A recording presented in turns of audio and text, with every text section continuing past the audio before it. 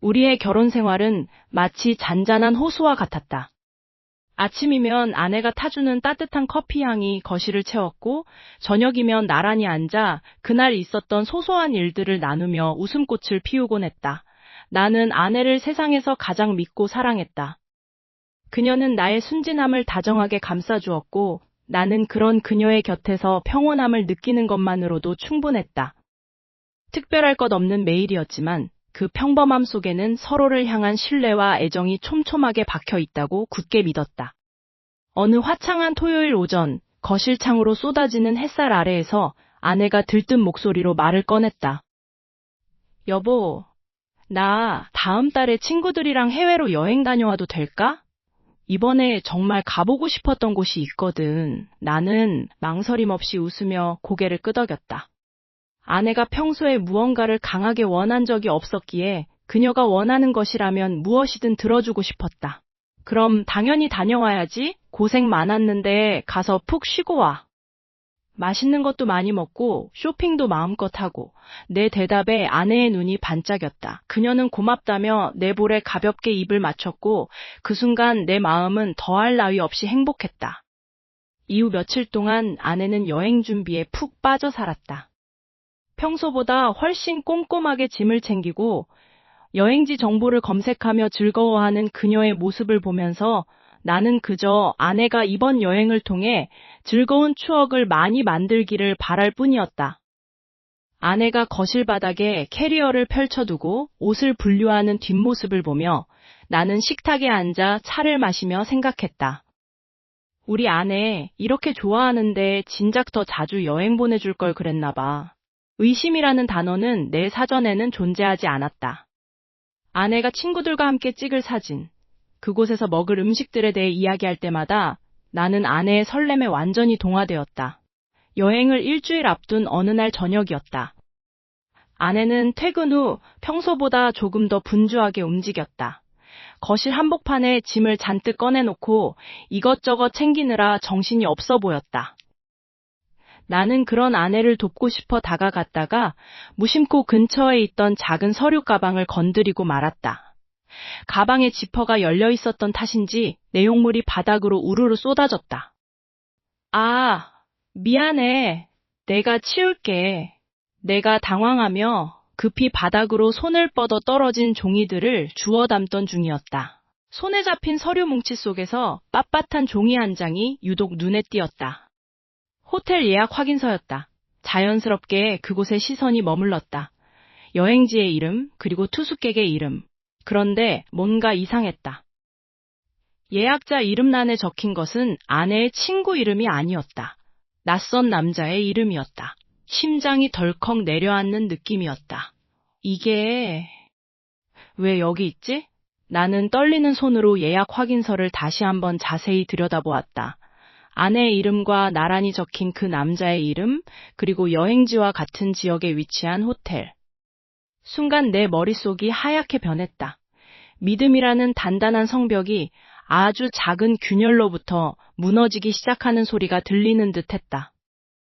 아내는 여전히 뒤를 돌아본 채 분주히 짐을 싸고 있었고, 나는 그 자리에서 숨을 멈춘 채 예약 확인서의 글자들을 다시금 확인하고 또 확인했다. 내 인생에서 가장 잔인한 의문이 시작되는 순간이었다. 아내의 여행 준비는 완벽했다. 아니, 완벽해 보였다. 그녀가 거실 탁자 위에 올려둔 큼지막한 서류 봉투에는 항공권 사본부터 시작해서 현지 호텔 예약 확인서, 그리고 각종 여행 일정표까지 아주 꼼꼼하게 정리되어 있었다. 나는 그런 아내의 꼼꼼한 성격이 늘 자랑스러웠다. 순진하게도 나는 그 봉투를 보며 우리 아내는 정말 매사에 철두철미하구나라는 생각만 했을 뿐 그 속지에 담긴 검은 진실을 들여다볼 생각은 꿈에도 하지 못했다. 평소처럼 퇴근 후 맥주 한 캔을 마시며 아내가 내일 떠날 여행에 대해 이야기꽃을 피우려던 참이었다. 그런데 거실 소파에 앉아 무심코 서류 봉투를 다시 펼쳐본 것이 화근이었다. 예약 내역서의 하단, 투숙객 정보라는 작은 글씨가 눈에 들어왔다. 분명 아내는 대학 시절 절친한 친구와 단둘이 떠나는 여행이라고 했다. 그런데 기재된 예약자 이름 옆에 나란히 적힌 동행인의 이름이 낯설었다. 김지훈? 내 머릿속에 수많은 데이터가 빠르게 스쳐 지나갔지만 아내의 친구 명단에는 절대로 없는 이름이었다. 혹시나 아내가 이름을 잘못 적었나 싶어 다시 한번 찬찬히 살펴봤다. 호텔 예약 사이트의 영문 이름과 한글 병기, 모든 것이 명확했다. 분명히 남자였다. 심장이 덜컥 내려앉는 기분이었다. 처음에는 단순한 착오라고 생각했다. 하지만 등줄기에 식은땀이 흐르는 것을 멈출 수 없었다. 내 손이 미세하게 떨리기 시작했다. 나는 홀린 듯이 아내가 최근 부쩍 열심히 다니던 요가 학원의 전단지를 찾아냈다. 몇 달 전 아내는 건강관리를 하겠다며 집 근처 프리미엄 요가 센터에 등록했다. 그때 아내가 나에게 자랑스레 보여주었던 강사들의 프로필 사진이 기억났다.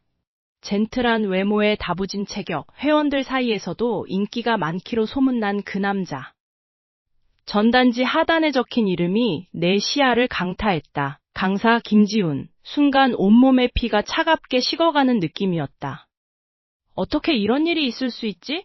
아내의 여행 친구라던 그 이름이 그녀가 매일같이 땀 흘리며 수련을 받는다고 했던 요가 강사의 이름과 일치했다. 이건 우연이라고 치부하기에는 너무나도 잔인한 우연이었다. 머릿속이 하얗게 전멸했다. 지난 몇 달간 아내가 왜 그렇게 요가에 열중했는지, 왜 가끔 수업이 늦게 끝난다며 귀가가 늦어질 때가 있었는지. 그 모든 사소한 조각들이 기분 나쁜 불협화음을 내며 맞춰지기 시작했다. 그녀의 순수한 미소 뒤에 이런 치밀한 계획이 숨어 있었던 걸까? 나는 믿고 싶지 않았다. 아니, 믿을 수 없었다. 아내를 끔찍이 아끼고 사랑했던 내 마음이 부정하고 싶어 몸부림쳤다. 하지만 서류에 적힌 그 이름 석자는 너무나도 선명했다. 나는 떨리는 손으로 옆에 있던 노트북을 켰다. 아내가 여행 경비를 결제한 방식이 무엇인지 확인하고 싶었다. 솔직히 말하면 아니라는 확증을 찾고 싶었다.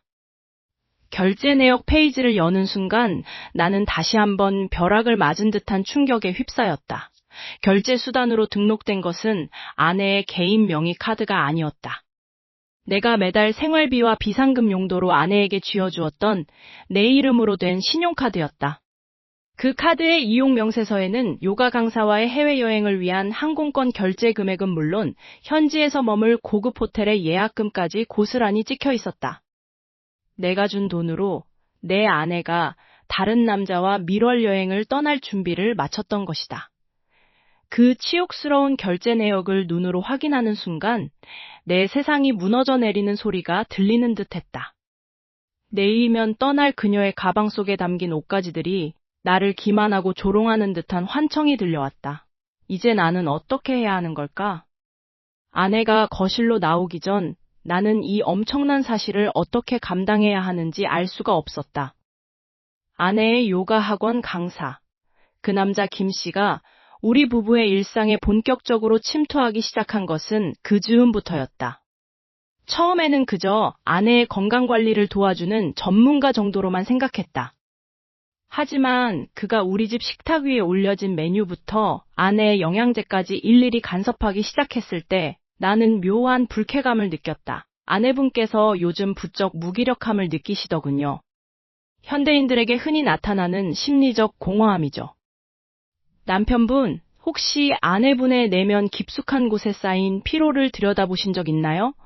어느 날 저녁, 아내와 함께 식사를 하러 나간 자리에서 김 강사는 나를 똑바로 응시하며 그렇게 말했다. 그의 말투는 너무나도 예의 바르고 차분해서 오히려 더 날카롭게 느껴졌다.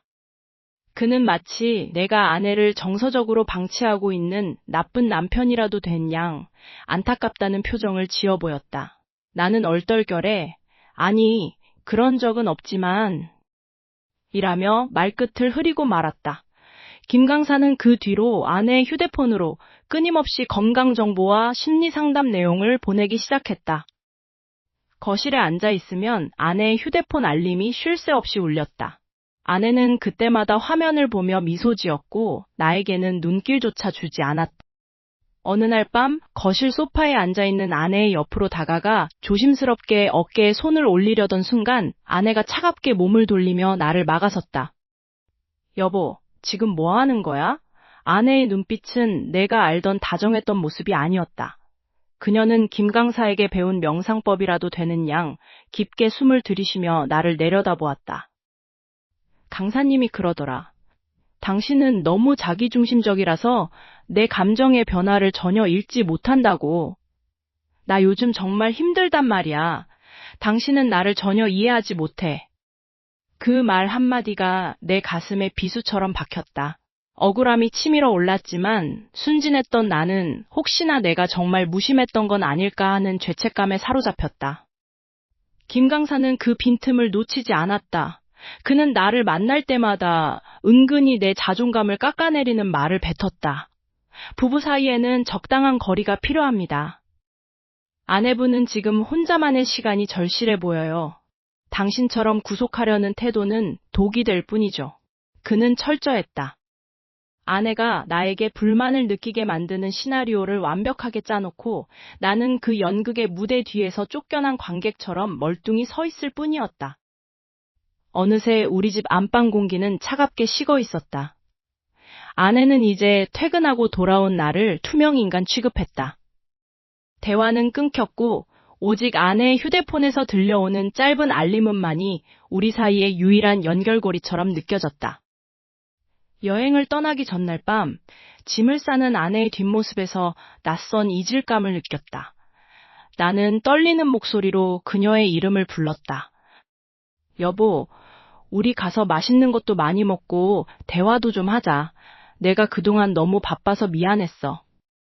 하지만 아내는 짐가방 지퍼를 거칠게 닫으며 나를 돌아보지도 않은 채 단호하게 말했다.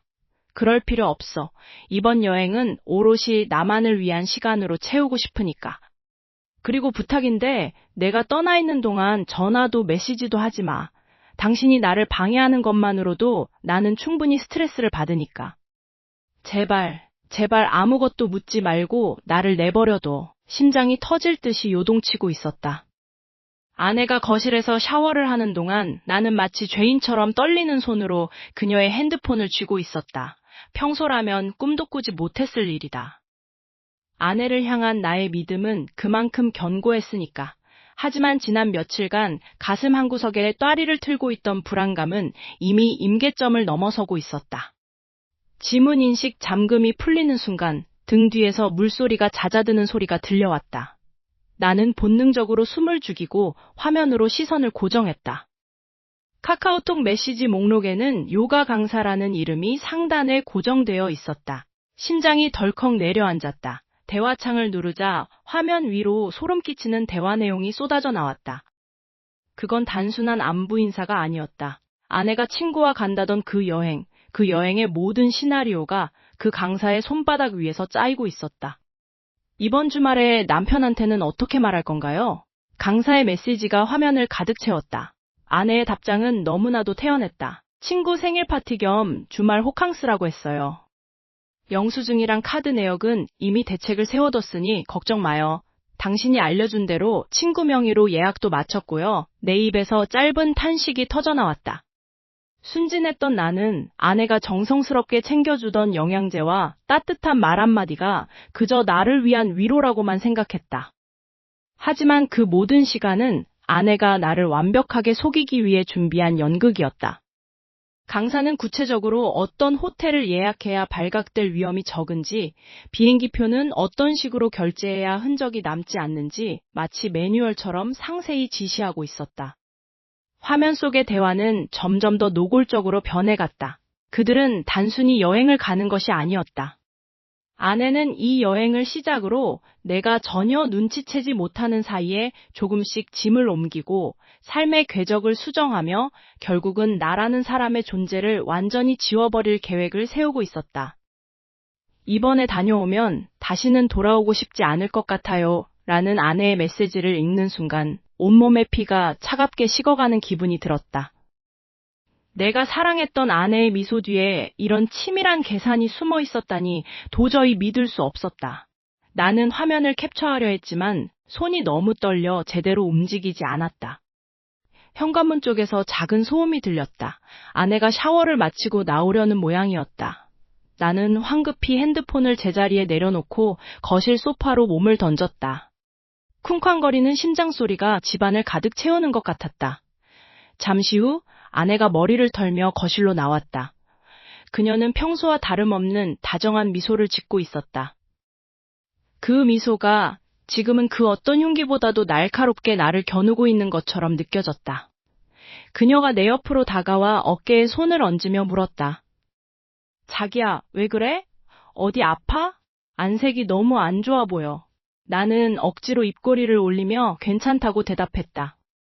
속으로는 피눈물을 흘리고 있었지만 겉으로는 아무것도 모르는 바보 같은 남편을 연기해야 했다.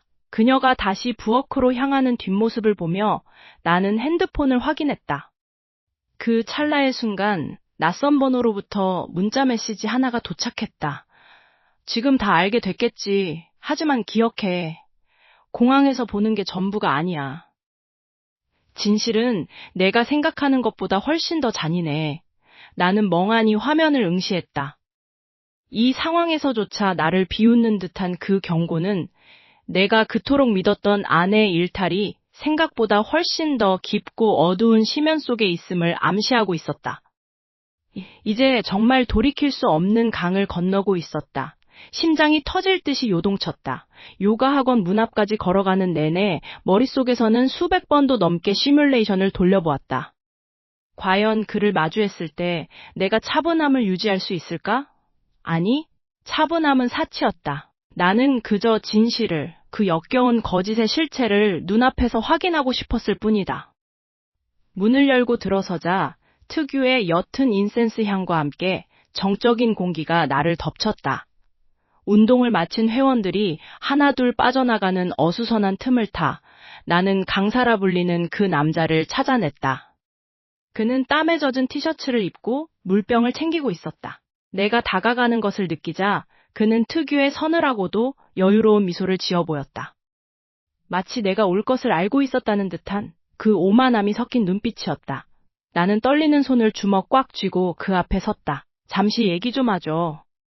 나의 목소리는 생각보다 낮고 가늘게 떨렸다. 그는 주위를 한번 쓱 둘러보더니 구석의 상담실로 나를 안내했다. 문이 닫히자마자 나는 참았던 분노를 쏟아내고 싶었지만 오히려 내 입은 차갑게 얼어붙어 버렸다. 나는 그에게 아내와의 여행, 호텔 예약 내역, 그리고 두 사람이 주고받은 그 추잡한 메시지들을 하나하나 읊조렸다. 증거를 들이밀며 왜 그랬냐고, 도대체 내 아내를 어떻게 세뇌한 거냐고 소리쳤다. 하지만 그는 눈 하나 깜짝하지 않았다. 오히려 턱을 괴고 나를 가엾다는 듯이 바라볼 뿐이었다. 남편분 너무 상상력이 풍부하시네요. 회원님과의 친분은 상담 과정에서 나온 자연스러운 신뢰 관계일 뿐입니다. 그쪽이 지금처럼 숨막히게 몰아세우니까 아내분이 정서적으로 더 기댈 곳을 찾게 되는 거 아닌가요? 뭐라고요? 당신이 감히 생각해 보세요. 아내분이 왜 여행을 가고 싶어 했는지, 일상의 모든 게 지루하고 집에 돌아오면 자신을 의심하고 구속하려는 사람뿐인데 누구라도 숨이 막히지 않겠습니까? 솔직히 말해서 아내분은 지금 당신과의 관계에서 이미 마음이 다 떠났어요. 당신이 그렇게 사랑한다고 믿는 그 여자가 사실은 지금 당신을 떠날 핑계만 찾고 있는 것 같지 않나요? 그의 말은 비수처럼 내 가슴에 박혔다. 아니, 단순히 박히는 정도가 아니라 내 심장을 난도질하고 있었다. 내가 그토록 믿었던 아내의 진심이 그저 연기였을지도 모른다는 공포가 온몸을 덮쳤다. 그는 마지막으로 비릿하게 웃으며 나를 지나쳐 나갔다. 나는 그 자리에 한참을 주저앉아 있었다. 머릿속이 하얗게 전멸했다. 그가 한 말이 사실이 아닐 거라 부정하고 싶었지만 동시에 그가 던진 독설이 내 불안의 심연을 정확히 꿰뚫고 있었다는 사실이 더 끔찍했다. 비틀거리며 집으로 돌아왔을 때는 이미 어둠이 짙게 깔린 뒤였다. 현관문을 열자 거실의 조명은 꺼져 있었고 대신 주방의 식탁등만 희미하게 빛나고 있었다. 아내는 식탁에 엎드려 어깨를 들썩이며 울고 있었다. 나는 닫힌 문을 등지고 그녀를 향해 걸어갔다. 내가 무슨 말을 꺼내기도 전에 아내가 고개를 들어 나를 보았다. 그녀의 눈은 퉁퉁 부어 있었고 그 속에는 원망과 배신감이 뒤섞여 있었다. 어디 갔다 이제 와? 당신 정말 어떻게 이럴 수 있어? 아내의 목소리는 갈라져 있었다. 그녀는 떨리는 손으로 테이블 위에 놓인 서류 뭉치를 내밀었다. 그것은 사진들과 통화 기록이 담긴 파일이었다. 사진 속에는 내가 본 적 없는 모습들이 담겨 있었다. 낯선 여자와 호텔 로비에서 웃고 있는 내 모습, 누군가와 은밀하게 주고받은 카카오톡 메시지, 그리고 며칠 전 내가 야근이라 거짓말하고 나갔던 날의 동선이 낱낱이 기록되어 있었다. 이거 다 뭐야? 내가 당신을 어떻게 믿었는데 나 몰래 다른 사람을 만나고 있었던 거야? 당신이 그러니까 나를 의심했던 거였어? 자기 죄책감 때문에 나까지 더러운 여자로 만든 거냐고. 나는 경악하며 사진을 쳐다보았다. 이건 내가 아니다. 나는 이런 곳에 간 적도, 이런 사람을 만난 적도 없었다. 하지만 사진 속의 나는 분명 나였고 상황은 너무나 완벽하게 짜여 있었다. 억울함에 소리를 지르려 했지만 목구멍이 막혀 아무 말도 나오지 않았다. 아내는 서럽게 흐느끼며 내게 이혼 서류를 던졌다. 상황이 완전히 뒤집혀 있었다. 나는 피해자에서 한숨에 파렴치한 외도 남편이 되어 있었다. 이 모든 것이 그 강사의 계획이었을까? 등 뒤로 식은땀이 흘렀다. 진실은 저 멀리 사라지고 나를 파멸로 이끄는 거대한 덫만이 나를 옥죄고 있었다. 그날 밤 나는 도저히 잠을 이룰 수 없었다. 아내의 태연한 얼굴과 그 강사의 비릿한 미소가 머릿속에서 떠나지 않았다. 나는 더 이상 순진하게 당하고만 있을 수 없다는 생각에 지인의 소개로 알게 된 사설탐정사무소에 모든 것을 의뢰했다. 돈이 문제가 아니었다. 내 가정과 내 인생이 그저 한낱 먹잇감으로 전락했다는 사실을 견딜 수 없었다. 이틀 뒤 탐정에게서 두툼한 서류 봉투 하나를 건네받았다. 카페 구석자리에 앉아 손을 떨며 봉투를 열었다. 그 안에는 강사의 과거 행적이 낱낱이 파헤쳐진 보고서가 들어있었다. 내 심장은 갈비뼈를 뚫고 나올 듯 요동쳤다. 그놈은 단순히 요가 강사가 아니었다.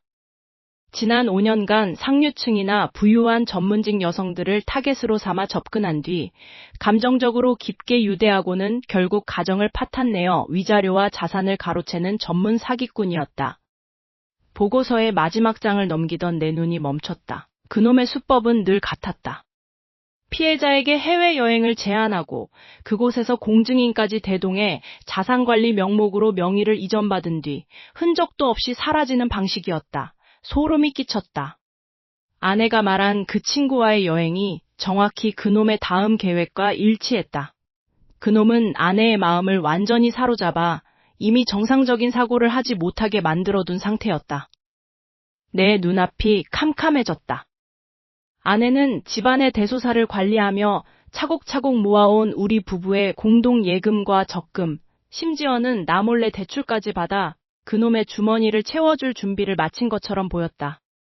나를 위해, 우리 미래를 위해라고 말하던 아내의 그 환한 미소가 사실은 내 등을 찌르기 위한 칼날이었다는 사실이 뼈저리게 느껴졌다. 나는 떨리는 손으로 아내의 노트북을 켜고 그녀가 비밀스럽게 관리하던 서류한 폴더를 열었다. 가슴이 터질 것 같았다. 모니터 화면에는 법률사무소에서 발행한 듯한 서류가 PDF 파일로 저장되어 있었다. 떨리는 마우스 클릭으로 파일을 열어본 순간 나는 숨을 멈출 수밖에 없었다. 거기에는 내가 꿈에도 생각하지 못했던 내용이 담겨 있었다. 아내가 이미 지난주 변호사를 대동해 자산의 처분 및 관리 권한을 강사에게 완전히 위임한다는 재산권 위임 동의서에 도장을 찍었다는 사실이 선명하게 기록되어 있었다. 그것은 단순한 여행 준비가 아니었다. 내 인생의 모든 것을 그놈에게 통째로 넘겨버리는 완벽하고 치밀한 배신이었다. 어느 날 오후 평소처럼 무거운 마음으로 퇴근길에 올랐을 때였다. 휴대폰이 진동하며 낯선 번호로 메시지가 도착했다. 심장이 덜컥 내려앉았다. 발신자는 다름 아닌 그 강사였다. 메시지를 확인하는 순간 내 눈을 의심할 수밖에 없었다. 첨부된 파일들을 클릭하자마자 내 머릿속은 하얗게 타버렸다. 그 안에는 아내와 내가 단둘이 있었던 지극히 사적인 순간들이 담겨 있었다. 아니, 정확히 말하면 교묘하게 조작된 사진들이었다. 내가 아내에게 폭언을 퍼붓거나 위협을 가하는 듯한 찰나를 절묘하게 포착해 편집한 것들이었다. 마치 내가 아내를 정신적으로 학대하고 감금하려 했던 것처럼 보였다. 강사는 밑에 짧은 글을 덧붙였다. 당신이 아내를 얼마나 괴롭혀왔는지 세상은 모를 겁니다. 이 사진들을 당신 회사와 언론에 뿌리고 싶지 않다면 당장 당신 명의의 모든 자산과 아내에 대한 권리를 포기하세요. 머리가 어지러웠다. 도대체 언제 어떻게 이런 것들을 준비한 거지? 그 철저함에 몸서리가 쳐졌다. 곧바로 아내에게 전화를 걸었다. 손이 덜덜 떨렸다. 몇 번의 신호음 끝에 연결된 아내의 목소리는 차갑게 식어 있었다. 여보, 왜 아직도 집착해? 그 사람이 다 말해줬어. 당신이 나를 가스라이팅하고 우리 사이를 갈라놓으려고 미행까지 시켰다며? 당신 정말 무서운 사람이네. 아내의 입에서 나온 말은 비수처럼 내 가슴을 찔렀다. 내가 사랑했던 아내, 그 순수했던 사람이 이제는 완전히 그자의 꼭두각시가 되어 있었다. 아니야, 당신 속고 있는 거야. 그놈은 사기꾼이라고. 내 말을 좀 들어봐. 내가 절규하듯 외쳤지만 아내는 차갑게 전화를 끊어버렸다. 뒤이어 문자가 왔다. 당신 같은 사람 때문에 숨이 막혀 죽을 것 같았어. 이제 그만해. 우린 이미 끝났으니까. 나는 억울함에 벽을 치며 울부짖었다.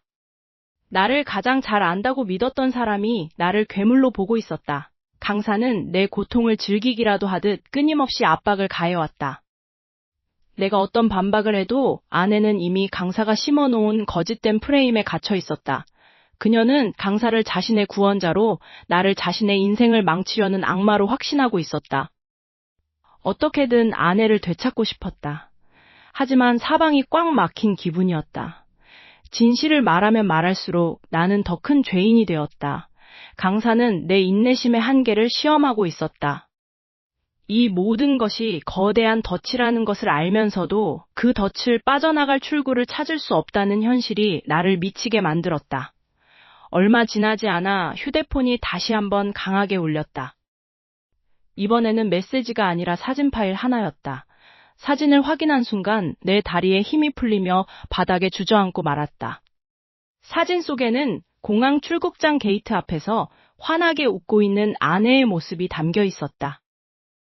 그녀의 손에는 여권과 비행기 티켓이 들려 있었고 그 옆에는 강사가 여유로운 표정으로 그녀의 어깨를 감싸고 있었다. 사진 하단에는 차가운 글씨가 적혀 있었다. 이제야 알겠어? 당신이 아무리 발버둥 쳐도 소용없어. 이미 비행기는 준비됐고 그녀는 이제 완전히 내 거야. 당신은 이제 혼자 남겨질 뿐이지. 호텔 로비의 공기는 차가웠다. 창밖으로 보이는 이국적인 풍경조차 지금 내 눈에는 그저 잿빛으로 보일 뿐이었다. 심장이 흉곽을 뚫고 나올 듯 거칠게 요동쳤지만 나는 억지로 걸음을 옮겼다. 순진했던 남편은 이제 없었다. 나를 갉아먹고 가정을 파괴하며 아내의 눈을 멀게 한 저 사기꾼에게 대가를 치러야 할 시간이었다. 프런트 데스크 직원이 당황한 기색으로 나를 제지하려 했지만 나는 준비해온 예약 확인서와 증거 서류들을 꺼내 보였다. 제 아내와 함께 투숙 중인 남자의 범죄 행각을 밝히러 왔습니다. 방해하지 마십시오. 나의 단호한 목소리에 직원은 멈칫했다. 나는 아내와 그 남자가 머물고 있는 스위트룸을 향해 성큼성큼 걸어갔다. 문 앞에 도착해 심호흡을 한번 했다. 그리고 벨을 눌렀다. 잠시 후 문이 열리고 화려한 가운을 걸친 아내와 그 뒤에서 태연하게 와인잔을 들고 있던 그 강사가 보였다. 내 얼굴을 확인한 아내의 눈이 경악으로 물들었다. 당신이 왜 여기에 있어? 아내의 목소리에는 두려움보다 당혹감이 앞섰다. 그 뒤에 있던 강사는 순간 얼굴이 굳었지만 곧 비열한 미소를 띠며 나를 비웃었다. 사장님, 집착이 너무 심하신 것 아닙니까? 이런 식의 스토킹은 법적 처벌을 받을 수 있어요. 그는 여전히 여유로웠다. 자기가 완벽하게 상황을 통제하고 있다고 믿는 저 오만한 표정. 나는 가방에서 두툼한 서류 뭉치를 꺼내 그의 가슴팍에 던지듯 내밀었다. 스토킹? 아니, 이건 범죄 고발장이다. 그의 미소가 일그러졌다. 나는 그가 지난 몇 년간 해왔던 수법들, 가짜 신분 세탁, 피해 여성들의 계좌에서 돈을 빼돌린 기록, 그리고 이번 여행을 통해 내 아내의 자산까지 가로채려 했던 구체적인 자금 흐름도를 하나하나 읊조렸다. 너는 나를 협박해서 돈을 뜯어내려 했지? 하지만 넌 간과한 게 있어. 나는 내가 생각하는 것보다 훨씬 더 철저하게 너를 쫓았다는 사실 말이야. 이 호텔 예약부터 내가 위조한 서류들까지 전부 경찰서로 넘어갈 준비가 되어 있다. 강사는 당황하며 뒷걸음질 쳤다. 그는 곧바로 로비 쪽으로 방향을 틀어 도망치려 했다. 하지만 나는 이미 복도 끝에 대기시켜둔 보안 요원들에게 눈짓을 보냈다. 출구는 이미 막혔다. 그는 막다른 골목에 몰린 쥐처럼 씩씩거리며 나를 노려보았지만 더 이상 거짓말로 상황을 반전시킬 수 없다는 것을 깨달은 듯했다. 여보, 정신 차려. 이 사람이 누군지 정말 몰랐어? 당신의 돈을 노리고 접근한 전문 사기꾼이라고. 나는 아내를 향해 소리쳤다. 아내의 동공이 흔들렸다. 그녀는 강사와 나를 번갈아 보며 갈피를 잡지 못했다. 바닥에는 강사가 나를 협박하기 위해 썼던 자료들과 내가 수집한 그의 파렴치한 범죄 증거들이 뒤섞여 흩어졌다. 강사는 이제 얼굴이 하얗게 질려 바닥에 주저앉을 기세였다. 그의 눈동자는 공포로 가득 찼고 더 이상 전문가다운 여유는 찾아볼 수 없었다. 나는 차가운 눈빛으로 그를 내려다보며 마지막으로 서류의 핵심인 금융거래 내역을 아내의 손에 쥐어주었다. 이게 당신이 그토록 믿었던 사람의 실체야. 아내는 내 손에 들린 서류와 땀을 흘리며 어쩔 줄 몰라 하는 강사를 차례로 응시했다. 호텔 복도의 정적은 살인적이었다. 아내는 마침내 자신의 세계가 무너져 내리는 것을 목격한 듯 하얗게 질린 얼굴로 바닥에 흩어진 서류들을 내려다보며 멈춰섰다. 두 남자 사이에서 그녀의 선택을 기다리는 그 순간 나는 비로소 승리했음을 직감했다. 하지만 동시에 가슴 한구석이 서늘해졌다. 과연 그녀는 이 진실을 받아들일 수 있을까?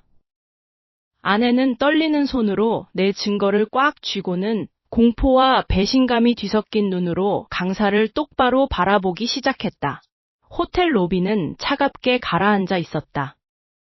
경찰의 수갑이 그 잘난 강사의 손목을 옥죄는 소리가 마치 내 지난 시간을 정리하는 종소리처럼 울려 퍼졌다. 그는 더 이상 그 여유롭고 오만한 미소를 지을 수 없었다. 경찰이 그를 끌고 나가는 동안 그는 끝까지 나를 노려보며 무언가 중얼거렸지만 이미 내 귀에는 아무것도 들리지 않았다.